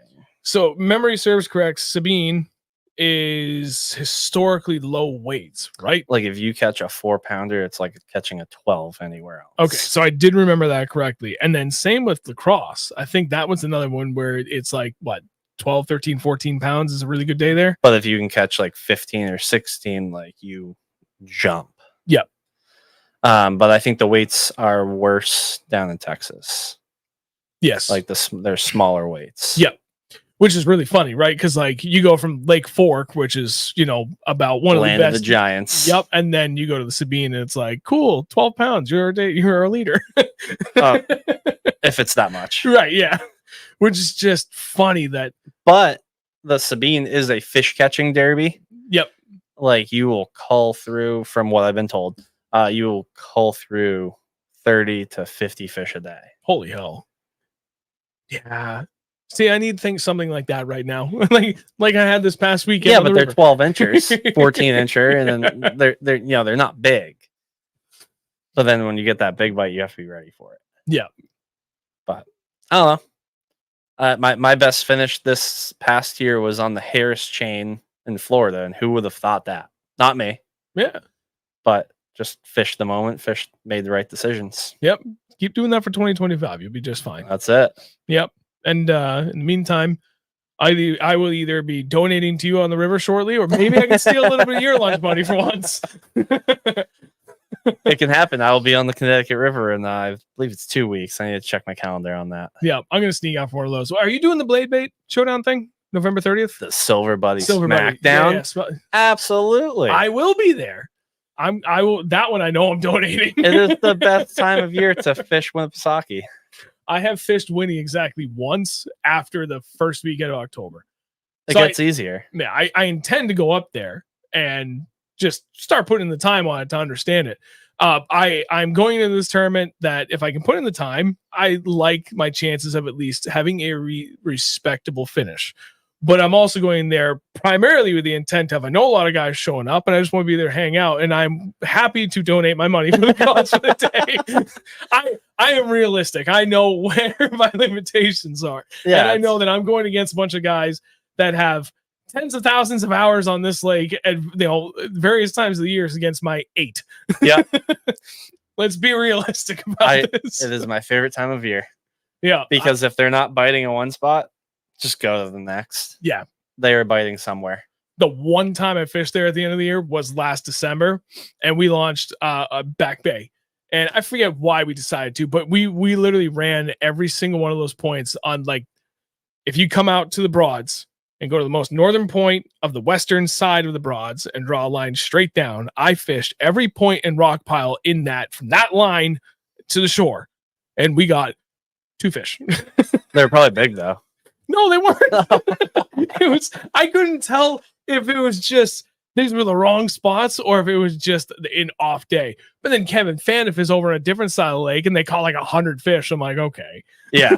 And so I have no idea where he was, but I was like driving home and I saw that post come up. I'm like, God damn it, we were in the wrong spot. It's they just weren't biting over there. I fished with Pete Weeks in that tournament. It's fun because like the first couple ones you usually catch will start on one spot and it's like you make 2 casts and you're like, all right, let's get out of here. We didn't get bit. Yeah. You go to the next spot and then you catch one, it's 1.5 pounds and you just throw it back. Yeah. Because that time of year and I think they only pay out 3 spots and it's like you need a 22+ pound bag. Yeah. If you don't have at least all 2.5s or better, then you're not getting paid. No. I would like to see if someone's gonna be able to pull off some magic for that and get like close to that 4-pound average out there again. But I don't know. I did hear that the smelt numbers on the lake are down extremely bad because they put in salmon ton. Yeah. Ton. Was it 4 to 5x what they usually do? I don't know. Some absurd number. But they're like 8-inch salmon. Yeah. So I don't know. I'm curious to see. Helps this big smallmouth. Yeah, true. And largemouth. True. Maybe that does explain why some of those bigger largemouths really showed up this year. Yeah. Man. It's funny because there's a few times Andrew and I like trying to figure out where we're going to go all summer. I was like, let's go to Winnie. I threw it out there a couple times and he was like, yeah, it's not. And I was like, all right, fair enough. I let it go because I'd rather just go somewhere that we're both excited for. Even though my boat, like it's still fishing with my buddy. Let's go somewhere that we're both excited for. Absolutely. With him moving, I'm like, you know what? I'm actually, now that I have a 21-foot boat that I can navigate Winnie on a Sunday and not die. Yep. I'm looking forward to actually spending some more time up there finally. It would be nice to spend a little bit more time, only 1.5 hours from home versus 3.5 hours from home. Absolutely. I'm not getting any younger. Those long day trips to Champlain are starting to really kick my ass. It's Champlain's a half hour too far to make it a day trip in my eyes. It'd be very doable if it was a 2.5 hour drive. Yep. Yeah, because if I go like Apple Island is typically where I like to go. Just it's nice, like it's I don't know, you go all the way up to like Kings Bay, and that would be better for fishing the inland sea because then you're like truly in it. Yeah. That's another 30 to 40 minutes from Apple Marine. Yeah. So Apple Marine is like 3 hours and 10 minutes from my house. And it doesn't seem that bad until I'm at like hour 2 on the drive home after fishing for 10 hours. Home is always the worst. It's 89. I go to other places in Vermont where I don't touch the highway at all. And I will do that all day. Like some of those places are like 3 hours and 15 minutes from my house. Yeah. But I can do that because it's like every 30 to 40 minutes max. It's a hard stop, either a stop sign or a traffic light. And got to wait, look around, like you're fully mentally engaged. And then, okay, hard turn. We're changing direction and then we're on our way again. And same deal. In the next 20 to 40 minutes, I got to stop and make a hard change of direction. Versus if I go up to Champlain, I do 160 miles of just 85 on Route 89 and just plodding along. And it's like, oh, this is my life for the next 2.5 hours. Yep. Set the cruise control. Yeah, and then that's when it gets tough. Yes, I agree. Absolutely. I tell you what, this was awesome. It's fun. 9:45. We should probably wrap this up. Oh, ready for another couple hours. I got this coffee right here. This was fantastic. Coffee. So delicious, in fact. So for everybody that's here, thank you very much. Before we go, plug your socials because we didn't do that at the beginning, so we might as well do that at the end. Yeah, Tim Dube Fishing, just like how my name's spelled. I have Instagram, I have Facebook, Timothy Dube Fishing on Instagram. Sorry, on Facebook. Correct. Tim Dube Fishing on Instagram. Yeah, easy peasy. I'll keep it switching up. Or you can just send me a regular old friend request on Facebook because I use that as well. Facebook and Instagram. I sometimes make good content. Sometimes I'm just goofing off. I will say all your content is good. You gotta step up those numbers a little bit. The rookie numbers, just not that interesting. Just pump up the numbers on the number post. You'll be good. Everything will be fine. Rookie numbers. Those are rookie numbers. You can pump up those numbers. Yeah. So give me a follow, and I'll probably follow you guys back. And appreciate you guys coming on. Perfect. So that'll do it. I have no idea what I'm doing next week. I got a few different ideas in the works.